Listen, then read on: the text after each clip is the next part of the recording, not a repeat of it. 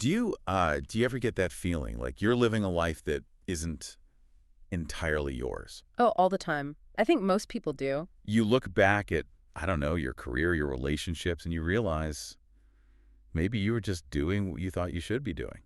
That's it, exactly. It's this quiet ache of inauthenticity, as if the life you've built is just borrowed. Yeah, rented. Rented, exactly. And finding your way back to yourself, that's the work of a lifetime. The psychologist Carl Jung said it best, I think. He said, "The privilege of a lifetime is to become who you truly are." I love that. It's not a quick fix then. It's a project. It's the project. Yeah. And Jung actually gave this process a name. He called it individuation. Individuation. Yeah. It's the lifelong journey of bringing all the pieces of yourself together, the good, the bad, the parts you hide, all of it, integrating them into one whole person. So that's our mission for this deep dive. We're going to unpack that. We're going to look at the masks we wear, the darkness we try to bury, and how, facing both is the key to building a life that actually feels like your own. Let's do it. Okay, so let's start there. That feeling of looking in the mirror and just not recognizing the person looking back, it often begins with the roles we play, right? It does. And this is Jung's first big concept, the persona. A persona. I know that word. It's Latin for mask. That's literally what it is. It's Yeah. the social mask we put on to function in the world. Yeah. The competent employee, the good son or daughter, the dependable friend. It's the uniform you wear for the situation. Precisely. And look, it's necessary. We need it. We can't just bring our whole messy selves into every single interaction. It helps us fit in. Okay, so it's useful. But when does it stop being useful and start being a problem? The problem starts when we mistake the mask for our actual face. When we start to believe that the role we're playing is who we are, that's when we lose our bearings, because we're not connected to our own true values anymore. And we start defining ourselves by what? Our job title, how many likes we get. Exactly. External things. And that leads directly to burnout, to anxiety, dissatisfaction, because you're in this endless loop of trying to get approval for a mask while the real you is basically starving underneath. And science kind of backs this up, doesn't it?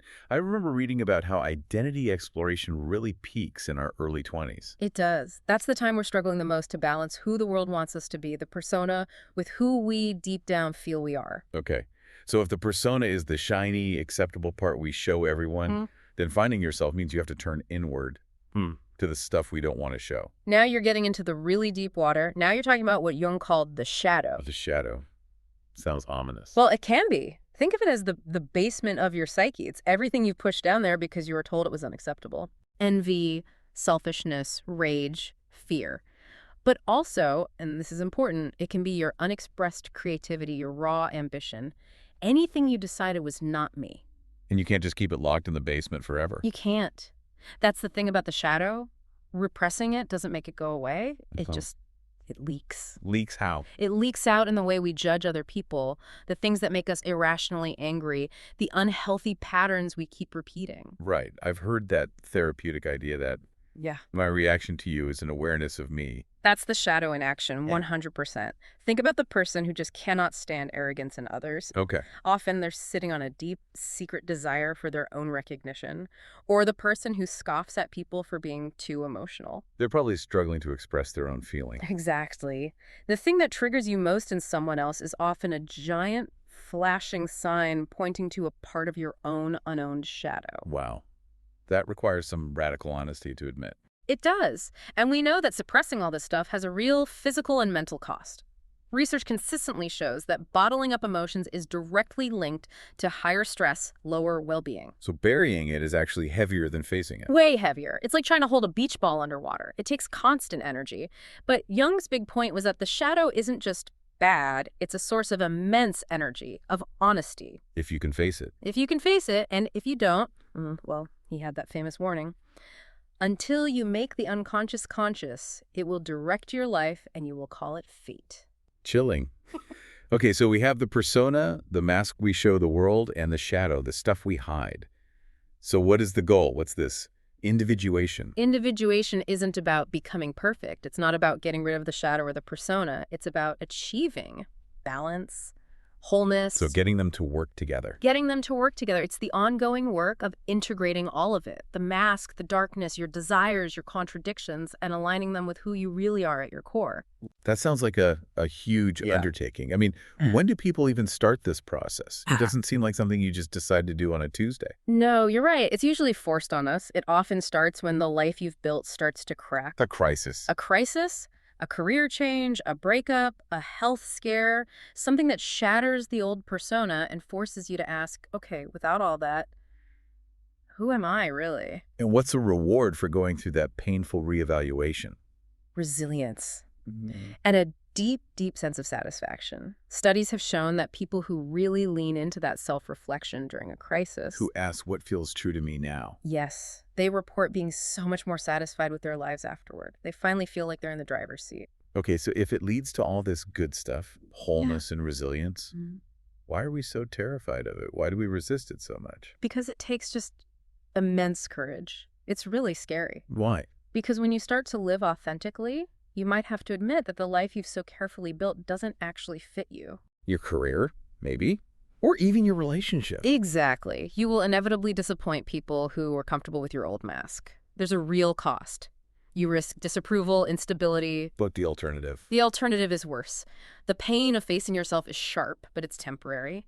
The pain of ignoring yourself, that's a slow, quiet, lifelong ache.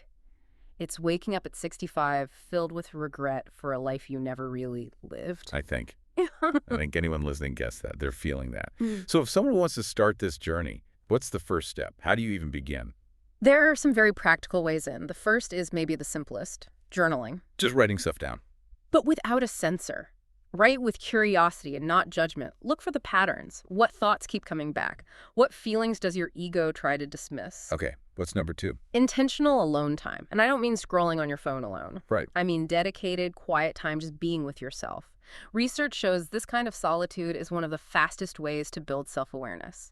You have to be quiet to hear that inner voice. Makes sense. Third. Seek honest feedback. Sometimes other people can see our strengths, even the positive parts of our shadow that we refuse to see in ourselves. Ask someone you trust what they see in you. That's a vulnerable one. It is, but it can be incredibly powerful. And finally, number 4 is to embrace professional help. Therapy. Therapy, coaching. There are specific approaches designed for exactly this kind of work. You don't have to navigate the basement of your psyche all by yourself. Right. So this whole process, this individuation, it's really about answering that deep longing to feel whole. To stop feeling like a bunch of scattered pieces and are trying to please everyone else. Your life really truly begins the moment you dare to live as you actually are. So the challenge we're leaving everyone with today is really a question. It is. If your life is being directed by the parts of you that you've kept hidden, if your fate is secretly being written by your shadow, what's one small courageous step you could take today to start making the unconscious conscious and begin writing your own story?